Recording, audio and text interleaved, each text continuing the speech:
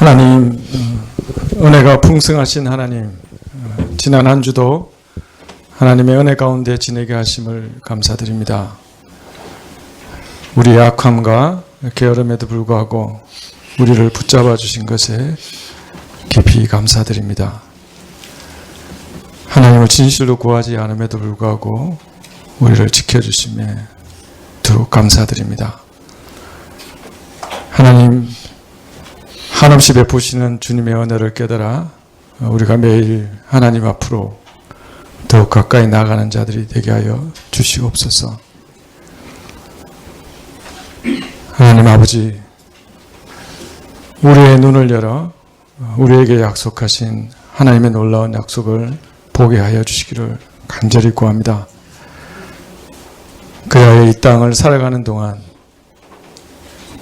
이 땅의 험악한 현실과 세상의 견고한 성에 눌려 하나님의 약속을 잊어버리는 자 되지 않게 하여 주시기를 간절히 구합니다. 가나안 정탐꾼 중 8명과 같이 견고한 성과 거대한 거민들을 보고 하나님이 주시겠다는 약속의 땅을 저버리는 자들이 되지 않게 되기를 간절히 소망합니다. 도리어 여호수아와 갈렙같이 이 땅의 험악한 현실과 세상의 견고한 성보다 하나님의 약속을 의지하며 살아가는 자들이 되게 하여 주시옵소서. 하나님, 우리 안에 또아리 틀고 있는 이 크고 무서운 악과 이 견고한 성을 이기고 하나님의 약속을 의지하며 살아가는 자들이 되게 하여 주시기를 간절히 구합니다.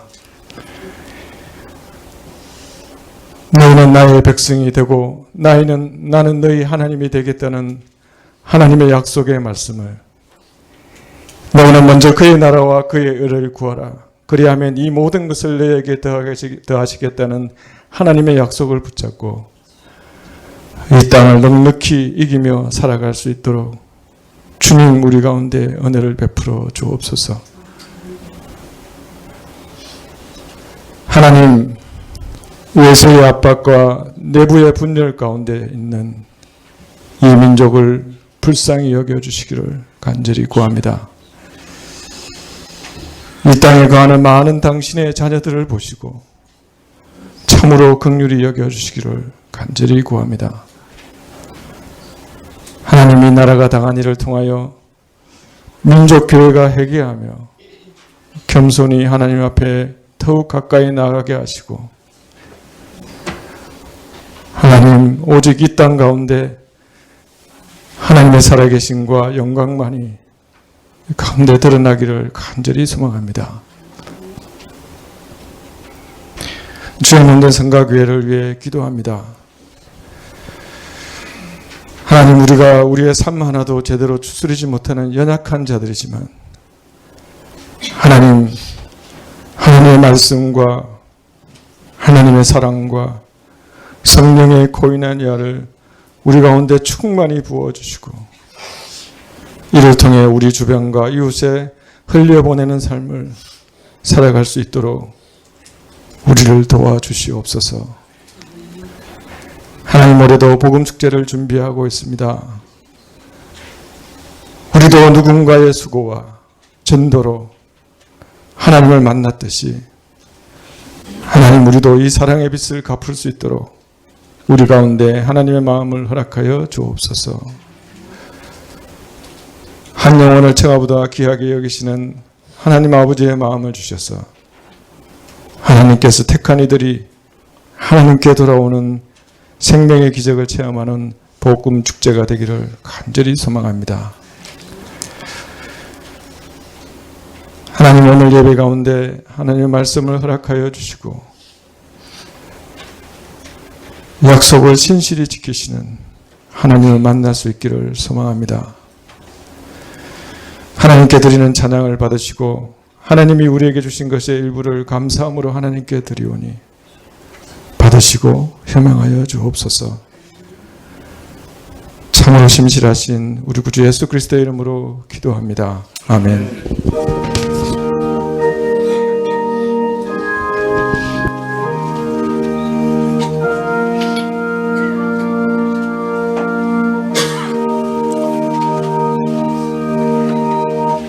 예, 말씀은 마태복음 13장 1절에서 9절까지 말씀입니다. 마태복음 13장 1절에서 9절까지 말씀입니다.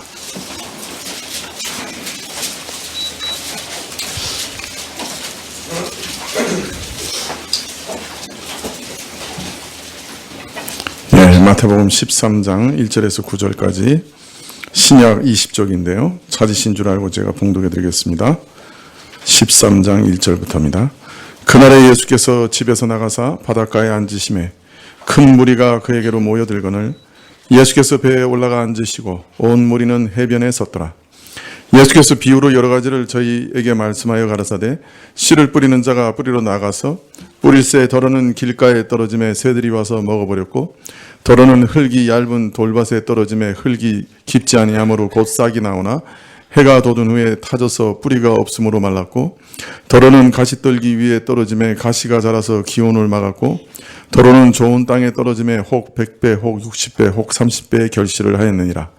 귀 있는 자들은 들으라 하시니라.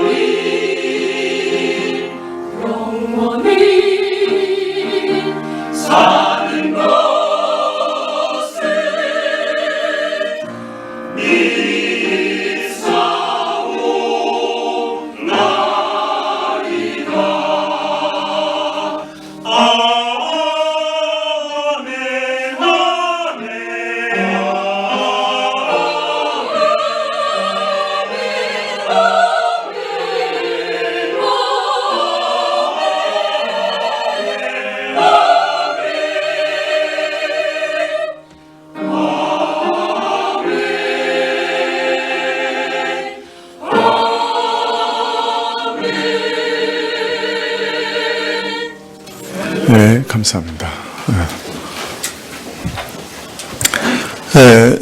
오늘부터 마태복음 13장에 기록된 비유들에 대해서 살펴보려고 합니다. 이전에는 그 한 복음서를 시작하면 한 4, 5년 걸려서 한 복음서를 다 강의한 기억이 있습니다. 누가복음이나 요한복음이나 그렇게 강의를 했지요. 그러나 마태복음은 몇 부분 나누어서 지금 이렇게 강의하고 있는데요. 그래서 강의하다가 마태를 강의하다가 바울 서신이나 또 기도나 중생 등 주제를 가지고 살펴보기도 했습니다. 오늘부터는 다시 이제 마태복음으로 돌아가서 마태복음을 살펴보려고 하는데요. 지난번에 12장까지 살펴봤기 때문에 그 뒤를 이어서 13장을 강의하려고 합니다. 마태는 예수님의 사역을 소개하면서 먼저 설교를 장문의 설교를 우리에게 보여주시고 그 다음에 예수님의 행적을 보여주시고 그 다음에 또 설교를 보여주시고 또 행적을 보여주시고 이런 순서로 해서 총 5개의 중요한 설교를 우리에게 전달합니다. 오늘 마태복음 13장은 그 중에 한가운데 있는 세 번째 설교입니다. 그리고 특이한 것은 이 13장은 온통 예수님의 비유로 채워져 있습니다.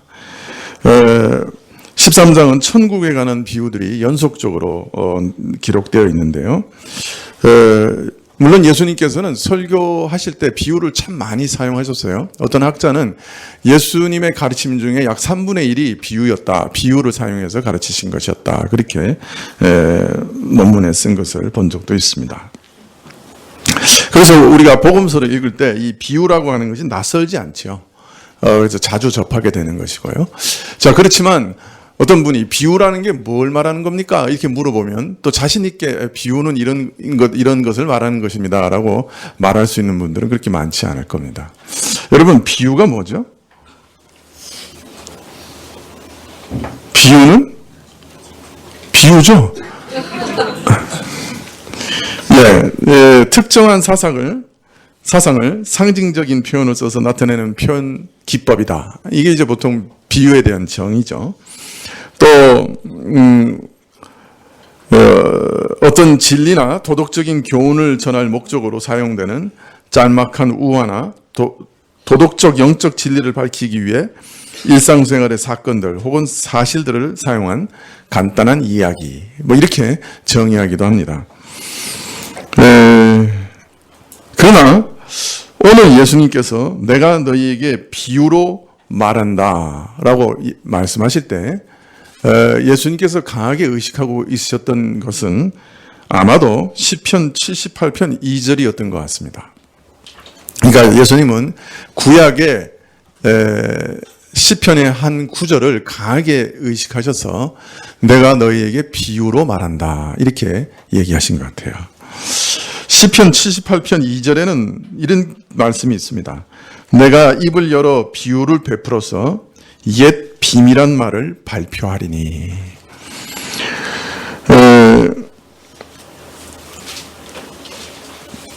마태는 그 다음에 모든 비유를 다 예수님의 모든 비유를 다 말한 다음에 13장 34절에 예수께서 이 모든 것을 무리에게 비유로 말씀하시고 비유가 아니면 아무것도 말씀하지 아니하셨으니 이는 선지자로 말씀하신 바 내가 입을 열어 비유로 말하고 창세로부터 감추어진 것들을 드러내리라 함을 이루려 하심이니라.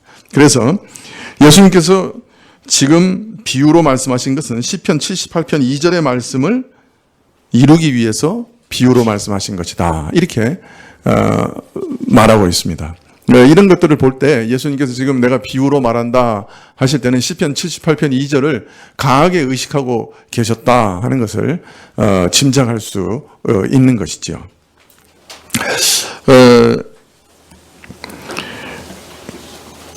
그러므로 예수님께서 말씀하시는 이 비유는 시편 78편 2절에 비유로 말씀하신 것과 같은 것입니다. 그러니까 시편 78편에서 왜 비유로 말씀하시느냐, 비유는 어떤 의도로 또 어떤 역할을 하느냐 하고 말할 때 이스라엘의 역사 속에 숨겨진 깊은 뜻을 드러내기 위해 사용되는 것이 비유라는 거예요.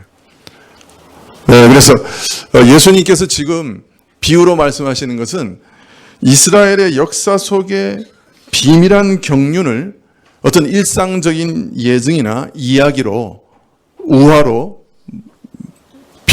말씀하시는 것, 그것이 비유라는 거예요.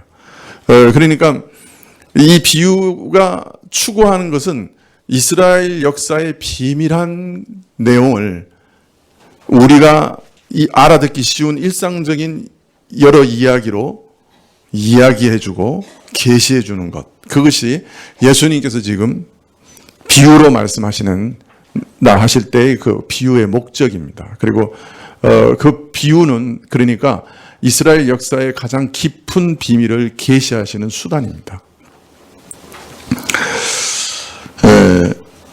그러므로 우리는 마태복음 13장에 기록된 비유들에서 이스라엘의 역사 속에 숨겨 있었던 깊은 비밀들을 발견할 수 있고 또 발견해야 되는 것이죠.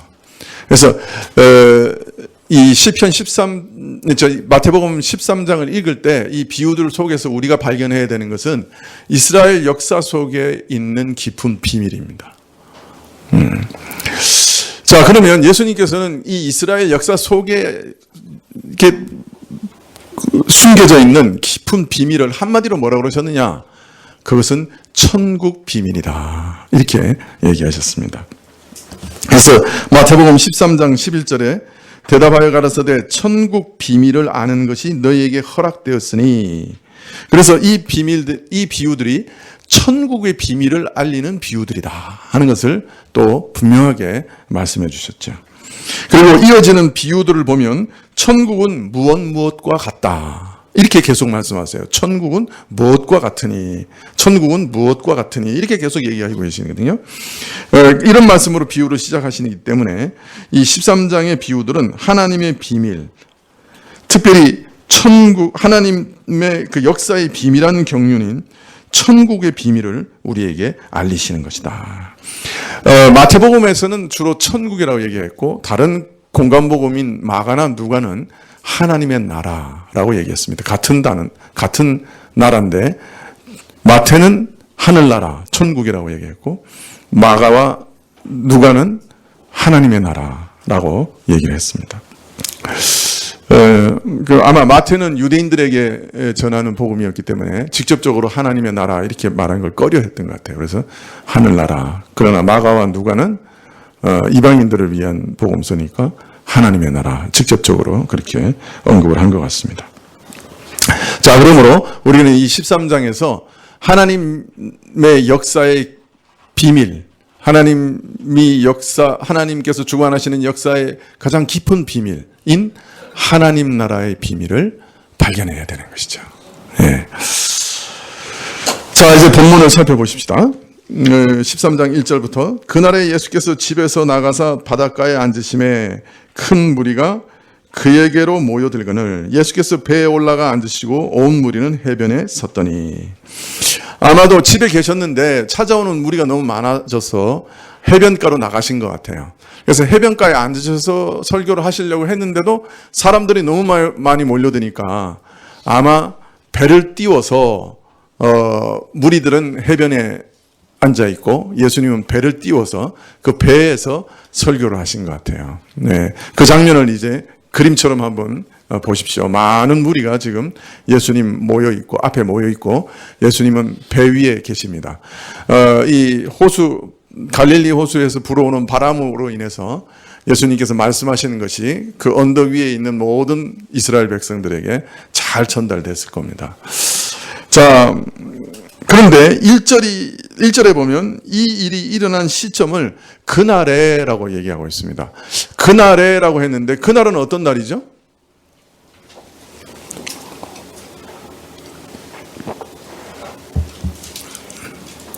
그날은 마태복음 12장 마지막에 기록된 사건이 일어난 그날이죠.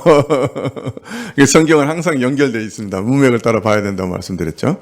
그래서 13장 1절에 그날은 12장에 기록되어 있는 마지막에 기록된 사건이 일어난 날입니다. 그날에 예수님께서 비유를 들어 이 말씀을 하신 거예요. 자, 그러면 12장 마지막에 일어난 사건은 어떤 사건이죠? 눈으로 휙 한번 읽어보세요. 마지막에 어떤 사건이 있었어요? 예수님의 어머니와 모친과 예수님의 형제들이 예수님을 찾아온 사건이 기록되어 있습니다. 왜 가족들이 예수님을 찾아왔죠? 마태복음 12장 46절에 보면 예수님께서 무리에게 말씀하실 때 그 모친과 동생들이 예수께 말하려고 밖에 섰더니, 무언가 예수님께 말하고 싶었어요. 그래서 모친과 예수님의 동생들이 다 함께 예수님을 찾아온 거예요. 근데 사람들이 너무 많이 몰려 있으니까 그 집으로 들어가지 못했어요. 그래서 누군가에게 우리가 왔다고 전해달라고 얘기한 거예요.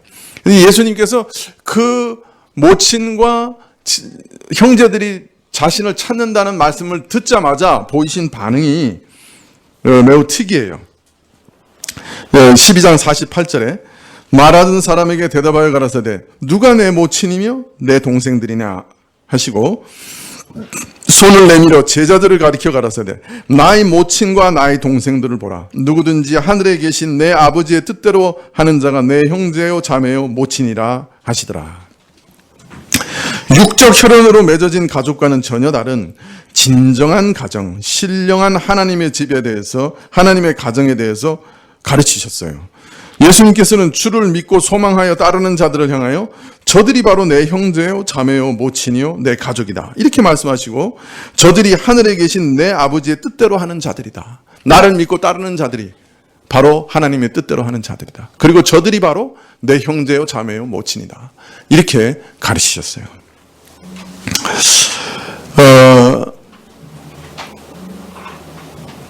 그러므로 우리가 예수님을 믿고 따른다고 하면 우리는 전부 다 예수님의 형제요, 그죠? 그럼 우리끼리는 어떻게 되는 거예요? 네? 우리끼리도 형제죠. 그래서 우리가 보통 믿는 사람들은 형제요, 자매요 이렇게 부르는 것입니다.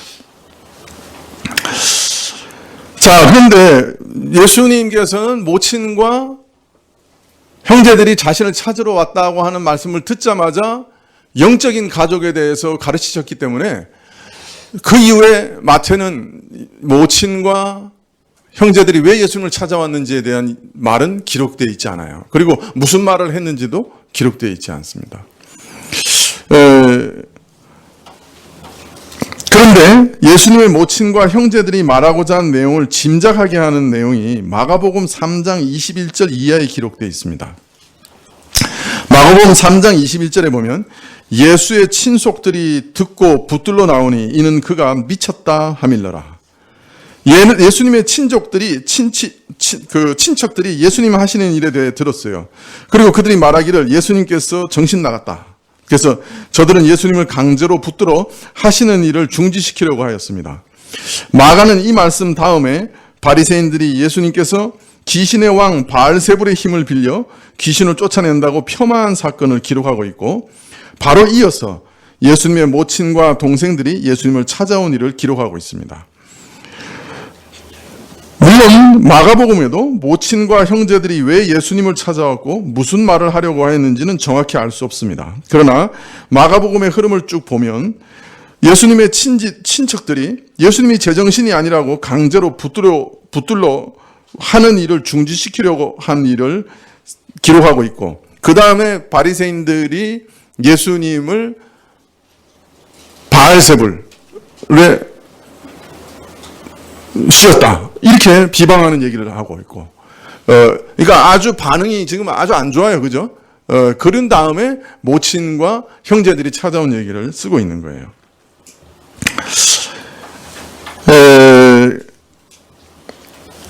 그러므로 모친과 형제들이 왜 예수님을 찾아왔고 무슨 말을 하려고 했는지 정확히 알 수는 없지만 마가복음의 흐름을 보면 예수님의 친속들이 예수님이 제정신이 아니라고 하여 강제로 붙들러 온 일과 관계가 분명히 있는 것 같습니다. 예수님의 모친과 형제들이 예수님을 찾아온 것이 예수님을 붙잡아 그 일을 중지시키려는 과격한 목적 때문은 아니었을지 몰라도 바리새인들의 동정과 사람들의 반응을 알리고 어떤 권면과 사정을 하기 위한 것이 아니었을까 짐작이 됩니다. 그러나 어떤 목적으로 찾아온 것이든 예수님의 가르침과 행하시는 일의 참뜻을 온전히 깨닫는 것과는 거리가 멀었던 것이 분명하지요. 자, 자, 그리고 마태가 예수님의 모친과 형제들이 찾아온 것을 기록한 시점이 매우 미묘합니다. 11장과 12장은 예수님의 사역에 대한 이스라엘의 반응을 기록하고 있는데요. 모친과 형제들이 찾아온 사건은 이 이스라엘의 반응에 대한 일련의 기록의 맨 마지막 기록입니다. 마태복음 11장부터 예수님의 사역에 대한 세례 요한의 반응, 당시 대중들의 반응, 고향 갈릴리 여러 도시들의 반응, 그리고 12장에서는 바리새인들과 서기관들의 반응, 그리고 마지막으로 가족들의 반응을 기록하고 있는 것입니다. 예수님이 놀라운 이적을 일으키시고 천국 복음을 전파하시자 심지어 당시 이방 땅에서도 사람들이 찾아왔어요. 많은 사람들이 열광적으로 예수님을 따르는 것도 사실이었어요. 그런데 당시 유대인들의 반응은 시간이 지나자 점차 냉정해졌고 부정적으로 변해갔다 하는 것을 우리는 마태복음 11장부터 12장의 내용을 보고 알 수 있습니다. 심지어 세례 요한의 믿음도 흔들리는 일이 있었고 당시 대부분의 대중들은 예수님이 자신들이 원하는 대로 자신들의 입맛대로 말하고 행동하지 않는다고 원망하고 불평하고 있었습니다. 많은 기적을 체험한 갈릴리의 도시들도 회개치 않았고 특히 이스라엘의 영적 선생들인 바리새인과 서기관들은 예수님의 가르침과 행하심에 심각한 문제가 있다고 판단하고 심지어 헤롯 당원들과 손을 잡고 예수님을 제거하고자 하였습니다. 이런 유대인들의 반응은 놀랍게도 대부분 부정적이고 그 반응 속에는 예수님의 형제들까지도 포함되어 있었습니다. 그리고 단지 소수의 무리만 제자들의 반응만이 긍정적이었던 것입니다. 자, 이제 마태는 13장에서 11장과 12장에 소개된 이 예상 밖의 현상에 대한 예수님의 설명과 해석을 기록하고 있습니다. 왜 이런 현상이 일어나는가? 저들이 무엇을 오해하고 있는가? 예수님은 그것을 비유를 통해 알리신 거예요. 예수님의 형제들까지 예수님을 만류하러 온 그날 예수님께서는 무리가 모여오자 이스라엘이 왜 이런 반응을 보이느냐 하는 것을 비유로 해석해 주셨던 거예요. 유대인들이 예수님께 냉담한 반응 혹은 적대적인 반응을 보이는 것은 저들이 하나님이 건설하시는 하나님 나라를 오해하고 있기 때문이다 라고 가르치셨습니다. 하나님 나라는, 천국은 어떤 나라인가? 어떻게 건설되는가? 이것을 오해하고 있기 때문에 그래서 예수님께서는 바로 이 사실을 하나님 나라는 어떤 나라며 어떻게 건설되는가 하는 사실을 비유를 통해 가르치신 겁니다. 자, 그러니까 이 비유는 매우 복합적인 의도가 있는 거죠. 지금 유대인들이 보이는 반응이 왜 그렇게 냉랭한가 하는 것에 대한 이유를 드러내시는 것이고 동시에 천국은 어떤 곳인가, 어떤 본질을 가지고 있는가 그리고 이 천국은 어떻게 건설되는가 하는 것을 알리시는 말씀이다 하는 것을 알 수가 있습니다. 자, 그날에 예수님께서 여러 가지 많은 것을 비유로 가르치셨지만 그 중에 마태는 먼저 씨 뿌리는 자의 비유를 택해서 이렇게 기록하고 있습니다. 마태복음 13장 3절부터 보시면 예수께서 비유로 여러 가지를 저희에게 말씀하여 가라사대 씨를 뿌리는 자가 뿌리러 나가서 뿌릴새 더러는 길가에 떨어짐에 새들이 와서 먹어버렸고 더러는 흙이 얕은 돌밭에 떨어짐에 흙이 깊지 않으므로 곧 싹이 나오나 해가 돋은 후에 타져서 뿌리가 없으므로 말랐고 더러는 가시떨기 위에 떨어짐에 가시가 자라서 기운을 막았고 더러는 좋은 땅에 떨어짐에 혹 100배 혹 60배 혹 30배의 결실을 하였느니라. 귀 있는 자는 들으라 하시니라.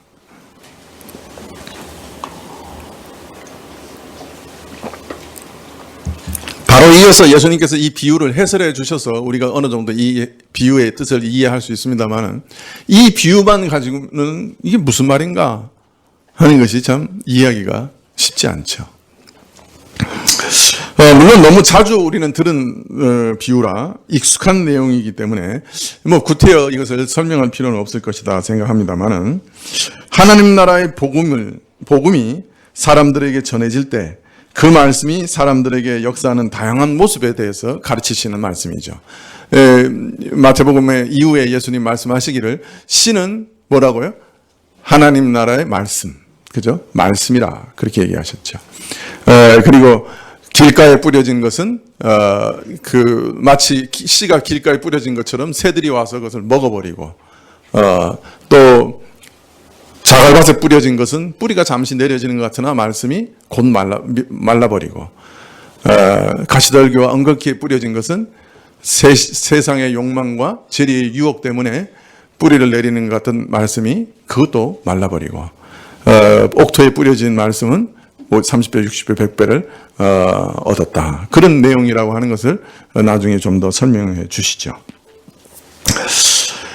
사람들의 보이는 다양한 반응은 어떤 면에서는 그 마음에 가지고 있는 무엇 때문에, 그 마음의 어떤 종류 때문에 그런 다양한 모습이 드러난다고 말씀하시는 겁니다. 하나님 나라는 하나님의 말씀이 사람들의 마음에 뿌려지는 것으로, 심어지는 것으로 시작되는 것이에요. 하나님의 나라는 씨앗이 땅에 떨어지는 것처럼 생명의 말씀이 사람들의 마음에 떨어지는 것으로 시작하는 것입니다. 이게 나라는 나라인데 이상한 나라예요. 보통 세상 나라는 뭐로 건설돼요? 세상 나라는 뭐로 건설돼요? 국민의 지지나 혁명이나, 그죠? 군대의 권세나 권력은 총구에서 나온다. 뭐 그런 거예요, 그죠? 이 세상 나라는 그 처음 시작이, 그리고 그 통치 방식이 이거 무력과 그 힘과 그 세력으로 이루어지는 거예요. 자, 그런데 이 나라는, 이 예수님이 건설하시는 이 하나님의 나라는 매우 이상한 나라예요. 말씀이 사람들의 마음에 뿌려짐으로 시작되는 나라예요. 이게 시작도 너무 다르죠. 이 세상의 나라하고는.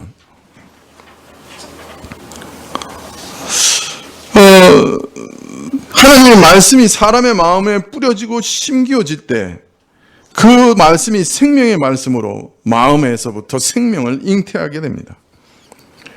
자, 그런데 이 하나님의 나라는 처음 시작할 때 씨가 땅에 떨어지는 것 같다. 그 모습이 씨가 땅에 떨어지는 것 같다. 즉, 이 생명의 말씀은 매우 강력하고 지속적으로 성장하는 놀라운 하나님의 생명력을 품고 있지만 그 시작과 외형은 매우 미미하고 작고 보잘것이 없어요. 이 씨가 뭐 잘 눈에 보이지 않는 씨들도 있잖아요. 매우 미미하고 보잘것없는 거예요. 그 안에는 강력한 생명력이 있지만 그러나 그 씨는 겉으로 보기에는 보잘것없어요. 그냥 그것을 뿌린다고 하는 것은 참 이게 무슨 의미가 있는 일인가 생각될 정도의 일이에요. 예수님의 사역은 지금 마치 씨를 뿌리는 것과 같아요. 매우 강력하고 놀라운 하나님의 생명을 말씀을 통해 주시고 있지만 그 겉모양은, 그 외모는 너무 평범하고 작고 보잘것이 없는 것이에요. 그래서 그의 사역과 가르침은 마치 길가에 떨어지고 자갈밭에 떨어지고 씨가 가시떨기에 떨어지는 것처럼 때로는 무시당하고 때로는 잃어버리고 때로는 거절당했던 거예요. 그의 사역과 그의 말씀은 때로는 잃어버렸어요. 그 효과를. 또 때로는 거절당했어요. 때로는 무시당했어요. 그 왜 그래요? 그 드러난 겉모습이 매우 미미한 것처럼 보이기 때문에 그래요.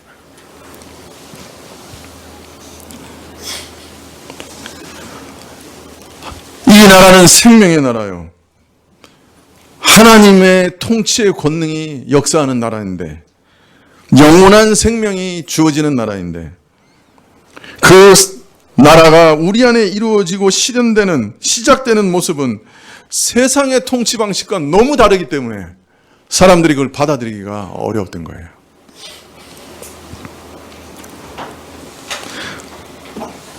세상은 정복하고 제압하고 강제하는 식의 통치가 늘 주를 이루는데, 하나님의 나라는 그의 말씀을 믿는 자들이 그 나라에 들어와 그 말씀을 순종함으로 그 나라의 통치를 받는 일이 되는 것이고, 저들 안에 생명의 싹이 자라고 열매 맺는 것이고, 그래서 그 안에 생명의 나라가 이루어지는 것입니다.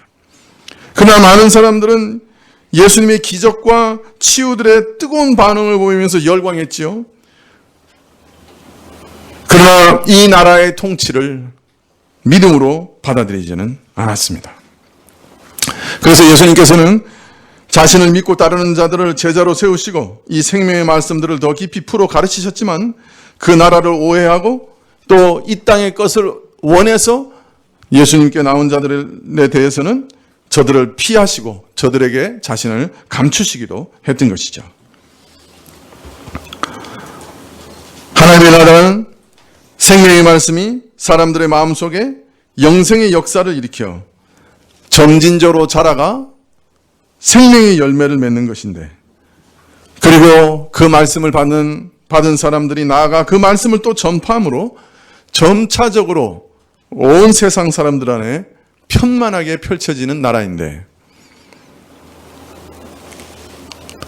그 첫 시작은 하나님의 말씀을 뿌리는 것으로 시작되고 그 모습은 매우 미미하게 보였던 것입니다. 그러나 당시 유대인들이 기대했던 하나님의 나라는 예수님이 주시는 이런 하나님의 나라와는 전혀 다른 것이었어요. 유대인들도 하나님 나라를 기대했어요. 유대인들은 이미 또한 하나님 나라를 모형적으로 경험해 봤어요. 아브라함에게 하나님께서 하나님의 나라를 약속하셨고, 이스라엘을 애굽 땅에서 수백만의 수로 양육하시고 다시 애굽을 탈출시키시고 가나안에 세우시고 가나안 땅에서 하나님 나라를 건설하셨어요. 그래서 모형적으로 하나님 나라의 영광을 경험했어요.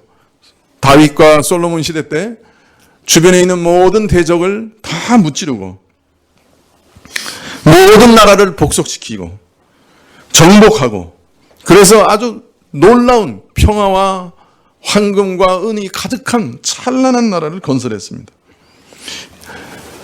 유대인들은 그것이 앞으로 올 영적 하나님 나라의 모형이고 상징인 것을 깨닫지 못했어요.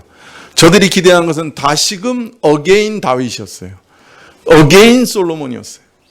다시 그런 나라를 건설하기를 원했어요. 그래서 예수님께서 메시아로 등장하시자 이스라엘 사람들이 기대했던 것은 다시 다윗과 같이 로마를 무찌르고 로마보다 더 강력한 제국을 만들어서 온 세상 나라를 지배하는 영광의 하나님 나라를 기대했어요.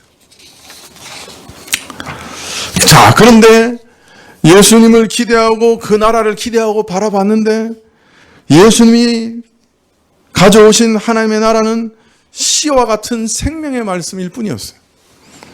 그것으로 시작됐어요. 비록 예수님께서 그 누구도 할 수 없는 수많은 이적과 누구도 말할 수 없는 권위 있는 말씀을 전하셨지만 저들이 요구하는 그런 어게인 다윗, 어게인 솔로몬, 그런 어떤 면에서는 이 세상에서 전 세계를 지배하는 그런 나라를 이룰 기미는 조금도 찾아볼 수가 없었어요. 예수님은 사람의 마음에 건설되는 하나님의 나라를 가르치셨어요. 그런데 이런 말씀이 저들의 마음에 자리 잡을 곳은 없었어요. 저들 마음에는 세상의 영광과 재리와 권력의 욕심이라고 하는 가시떨기들이 가득 있었기 때문에 하나님의 말씀에 생명의 말씀이 떨어져도 곧 말라버리고 말았던 것이죠. 그래서 이들은 오히려 예수님을 원망하고 불평했어요. 거부감을 노골적으로 표시했어요. 우리가 요구하는 나라를 주지 않는다고 배척했던 것이. 물론 예수님께서는 이 땅을 정말 새롭게 하실 거예요.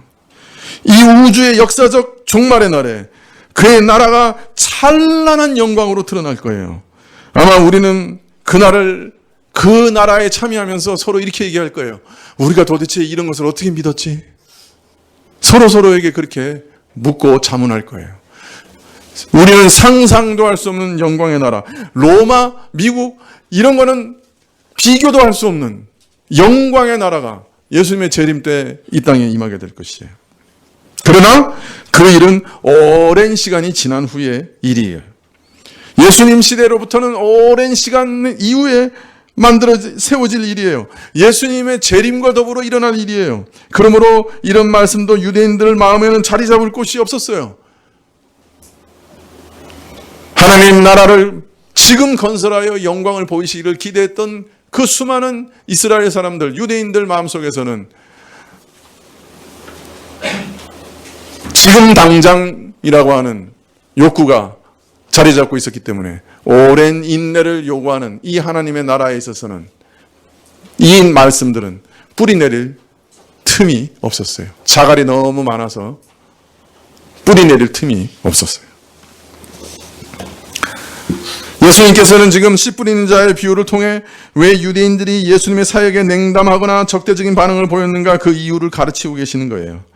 예수님께서 전하시는 하나님 나라의 겉모습이 저들의 기대와는 달리 씨와 같이 미미하며 저들이 기대했던 나라의 영광이나 이 땅의 성공이 지금 당장 주어지는 것이 아니기 때문에 저들은 거절했던 것이에요.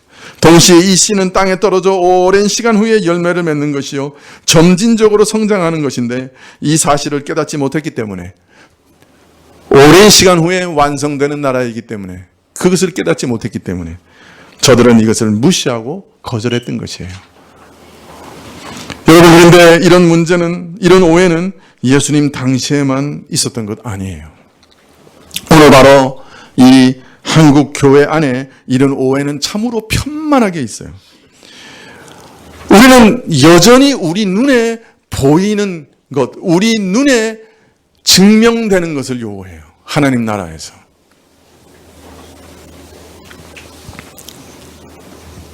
하나님의 나라는 땅에 뿌려진 씨와 같아서 사람들의 마음에 뿌려진 생명의 말씀으로 각 사람의 마음이 하나님의 나라의 통치를 받고 각 사람이 하나님 나라의 백성이 되고 각 사람의 마음이 하나님의 나라가 되어 그 백성된 자들의 행실로 그 아름다움으로 이 세상에 드러나는 것인데 하나님 나라의 영광이 드러나는 것인데 예수님 당시 많은 사람들은 당시 로마 제국의 영광을 하나님 나라에 기대했던 것처럼 지금 교회도 그런 외적인 것, 당장 눈에 보이는 것들에 집착합니다. 거대한 건물, 많은 사람들의 수, 많은 헌금의 액수, 그것으로 인해서 세상 안에서도 권세와 영광과 정치적인 권력까지도 누리려고 하고 그런 것이 눈에 보여야 이게 하나님 나라의 영광이다 이렇게 생각하는 거예요. 그러나 예수님께서 가르치신 하나님 나라의 비밀은 이 하나님이 건설하시는 이 나라는 우리 눈에 어떤 면에서 끝까지 실망스럽게 비칠 수도 있다는 것이에요.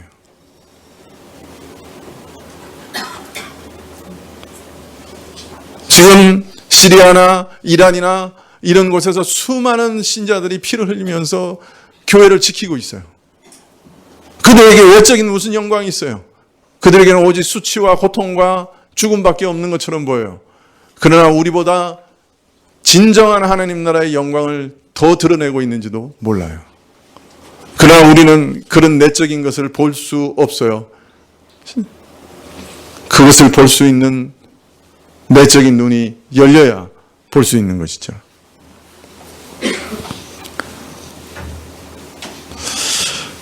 그러나 이 하나님의 영광을 이 땅의 힘과 세력으로 드러내려는 오해가 이 한국교회 안에 지금도 너무나 편만하게 있어요. 그리고 그 오해가 이 땅의 정치 세력과 연합하여 이 땅을 기독교화하려는 시도로 드러나고 있어요.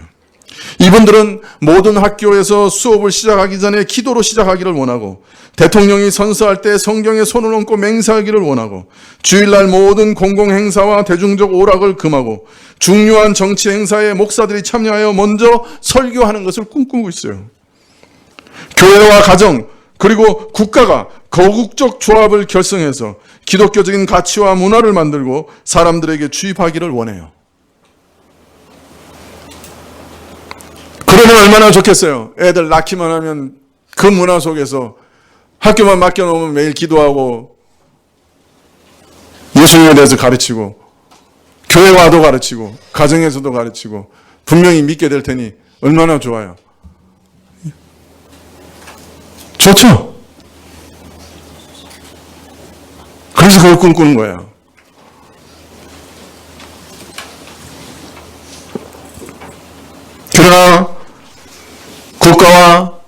가정과 교회 연합이라고 하는 것은 지금까지 진실되게 이루어진 적은 단 한 번도 없어요. 국가는 국가 통치에 도움이 되기 때문에 한 종교 안에 국민을 몰아넣으면 통치 권력을 행사하기에 매우 편리하기 때문에 지금 미국이 왜 이란을 못 건드려요? 이란이 가진 무기도 별로 없어요, 사실.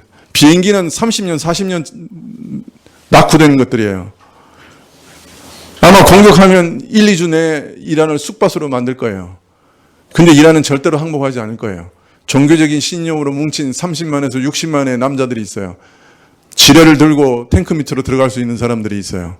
건드려 놓으면 미국까지 아마 게릴라전을 하러 들어올 거예요. 겁이 나서 못 건드린다고.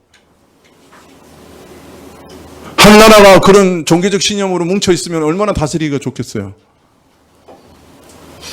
혹시 기독교에 일정한 정치 권력을 양보한다 할지라도 정치 권력의 입장에서 보면 대단히 통치하기 쉬운 나라가 되는 거예요.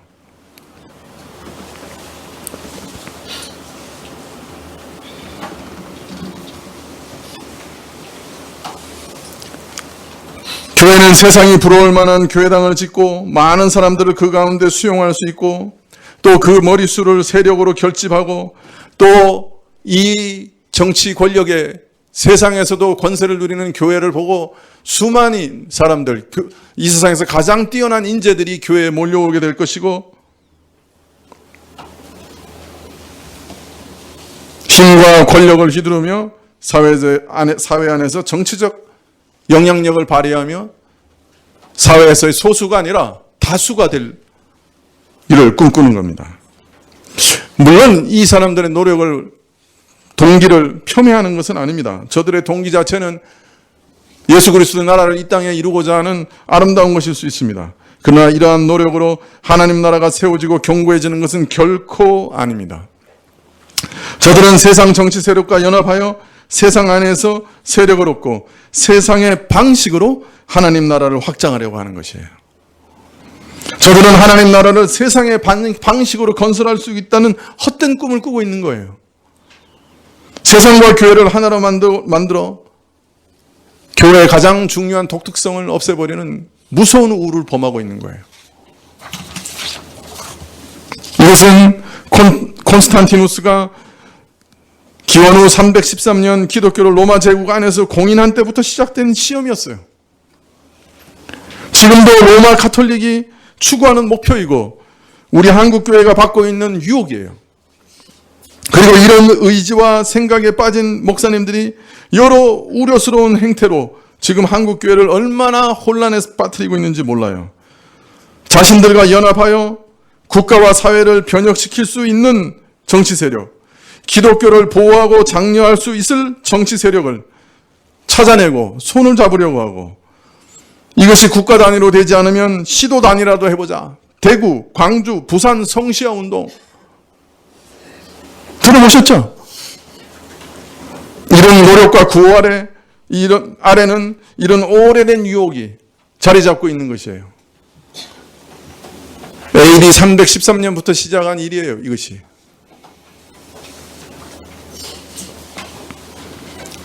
물론 정반대의 생각을 가지신 분들도 있어요.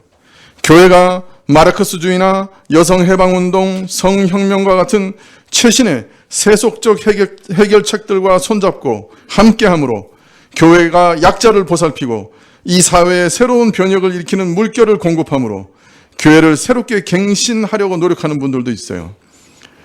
그러나 교회를 개혁하고 새롭게 하는 힘은 이처럼 교회로 하여금 새로운 정치, 사회적 논쟁거리들과 관련해 좌파와 하나 되는 데서 오는 것도 아니에요.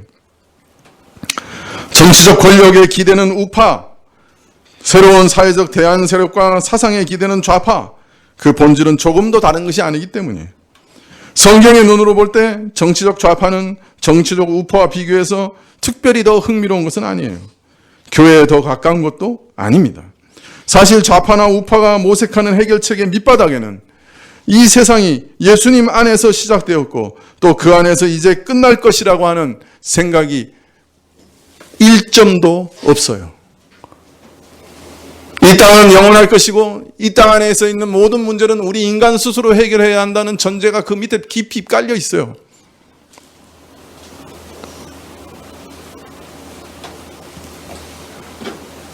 그러므로 교회가 추구해야 할 길은 우파도 아니고 좌파도 아니에요. 교회가 새롭게 되는 힘은 사회적 대안 세력의 이론을 수혈하는 데 있는 것이 아니라 교회 안에서 말씀으로 자신을 계시하고 계신 예수님을 교회가 다시금 발견하는 데 있는 것입니다. 이와 같은 이런 생각들이 지금 좌우로 갈라져 있는 한국 사회 가운데 교회가 어느 한쪽을 펴는 정치적 운동으로 드러나고 있고 이러한 정치적 운동으로 인해 한국 교회는 정쟁 한가운데 지금 뛰어들고 있습니다. 그런데 이것이 정말 하나님께서 원하시는 길일까요? 이것이 정령 하나님 나라를 건설하는 길일까요? 아니면 교회를 망치는 일일까요? 이대로 가면 앞서 이 길을 걸어갔던 서구 사회처럼 한국 교회도 화려한 건물만 남게 될지도 모릅니다. 그러나 참 교회는, 하나님의 나라는 근본적으로 세상 사람들의 눈에는 잘 보이지 않는 것입니다. 하나님의 말씀이 전파되고 그것을 믿는 사람들이 일어나고 바로 믿고 바로 행하는 신자들 속에 하나님의 나라는 존재하는 것이고 건설되는 것입니다. 예수님의 사역과 말씀을, 십자가와 부활을 우리에게 전달하시는 이 말씀 가운데 하나님께서 자신의 백성들과 함께 하시고 다스리고 영원한 생명을 주시고 있는 것입니다. 그러므로 이 말씀을 따르는 무리가 모여 교회를 이루고 교회는 이 땅의 하늘의 대사관으로, 하늘의 식민지로, 본질적으로 이 땅에 존재하지만 이 땅에서 전혀 다른 나라로 존재하는 것입니다.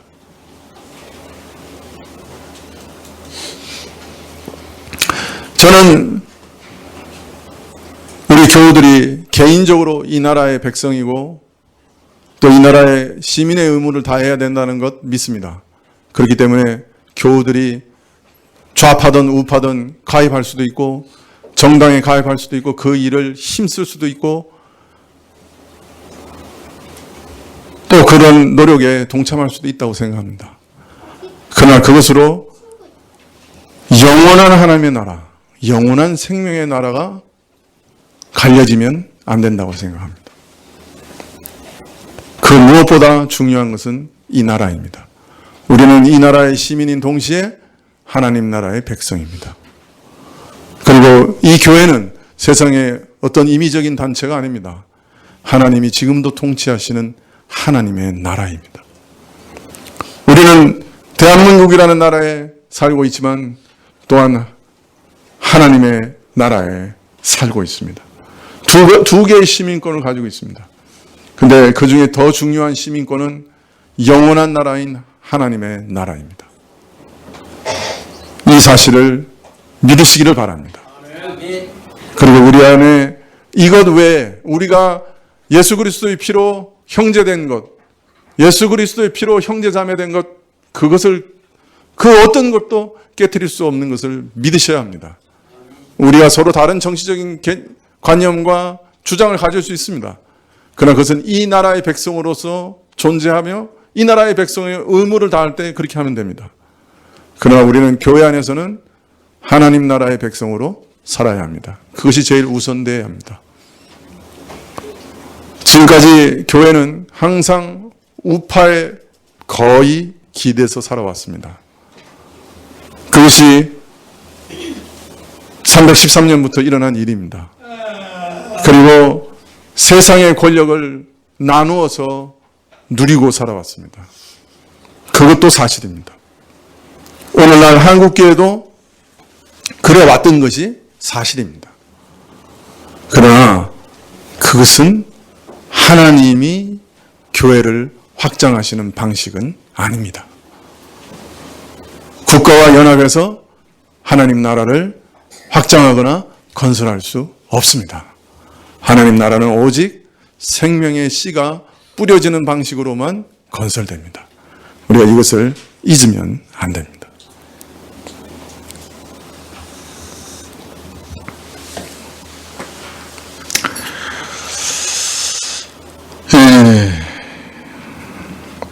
오늘 씨 뿌리는 자의 비유는 하나님의 나라가 어떻게 형성되는지 구체적으로 설명하신 비유입니다.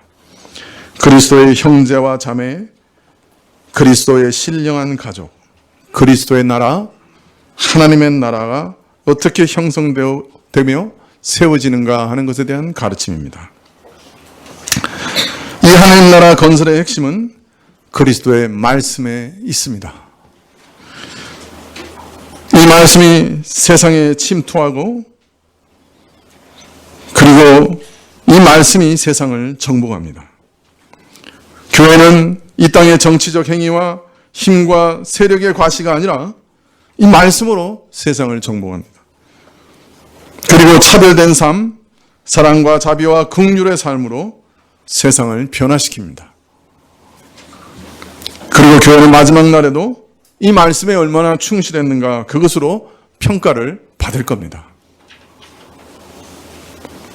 자, 그렇다고 한다면 우리는 우리 남은 인생을 어디에 투자해야 되겠습니까? 어디에 정열을 쏟아부어야 되겠습니까? 이 역사 가운데 어느 날 갑자기 이 하나님 나라는 완성될 겁니다. 우리 눈앞에서 완성될 것입니다. 우리 모두는 하나님 앞에 서게 될 겁니다. 그리고 이 하나님 말씀 가운데 순종했는가 불순종했는가 하는 것에 대해서 우리 입으로 고백하게 될 것입니다. 내가 얼마나 이 땅의 영광을 많이 소유하고 있는가, 이 땅의 자산을 많이 가지고 있는가, 그것이 내가 하나님의 나라에 속해 있고 하나님의 복을 얼마나 받았는가 하는 증표가 될 수 없습니다. 내가 가진 보이지 않는 하나님의 나라가 내 속에서 얼마나 확장되고 그 말씀이 얼마나 순종되고 그래서 내가 얼마나 많은 열매를 맺었는가 하는 것이 마지막 날에는 유일하게 남게 될 겁니다. 내가 무슨 일을 하는 것 그거 별로 중요하지 않습니다. 내가 얼마나 가졌는 것 그렇게 중요하지 않습니다. 내가 있는 그 자리에서 얼마나 하나님의 뜻 가운데 순종하며 하나님의 통치 아래서 하나님 백성으로 살았는가 하는 것이 제일 중요합니다. 이 일에 남은 삶을 드리기로 결심하십시다. 그것이 유일한 가치 있는 삶입니다. 기도하시겠습니다.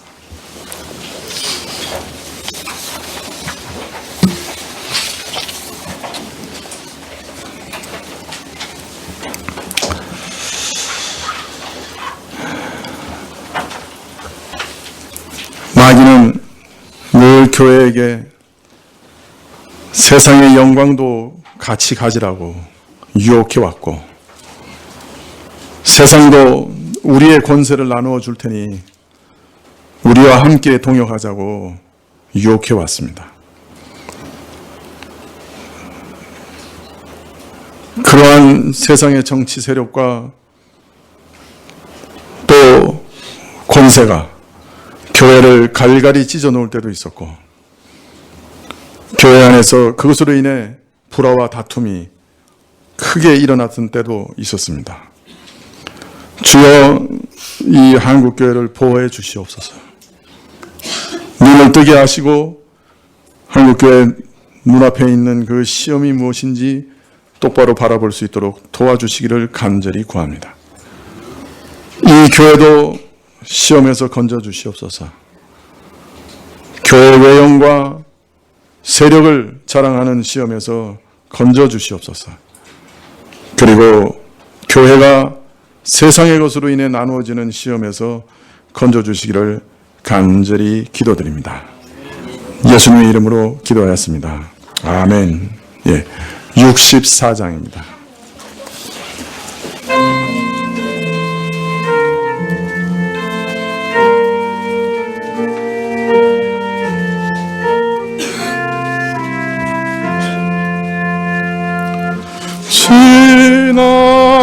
밤에 나 고요히 잠들어 쉬었네.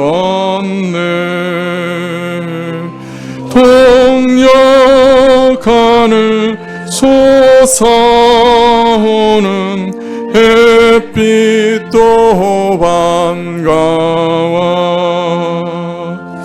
내 가슴을 다 활짝 펴 목소리 높여서 전능왕께 감사드려 한 찬송 부르네. 우울하던 그 한밤도 꿈같이 지났네. 하늘나라 영광스러운 새 모습 보이니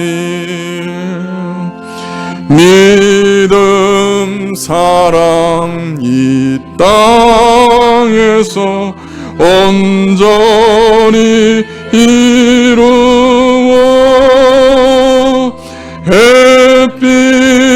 햇빛보다 더 빛나는 주 얼굴 뵙겠네. 그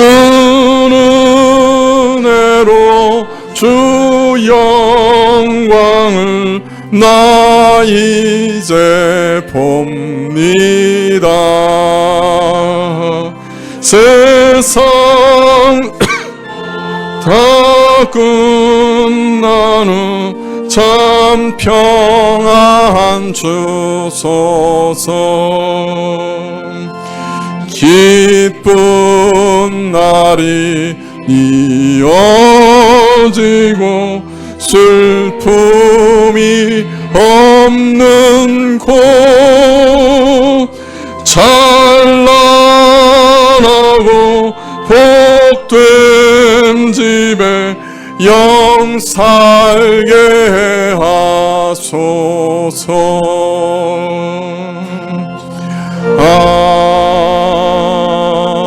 아멘. 지금은 우리 주 예수 그리스도의 은혜와 하나님 아버지의 그 크신 사랑과 이 은혜와 사랑을 깨닫게 하시고 누리게 하시는 성령님의 교통하시고 역사하심이 하나님 나라의 비밀을 깨닫고 그 나라의 영광이 우리 눈앞에 펼쳐질 때까지 믿음의 인내로 주를 순종하며 따르기로 결심하고 머리 숙인 주의 백성들 위해 지금부터 영원까지 함께 계실지어다. 아멘.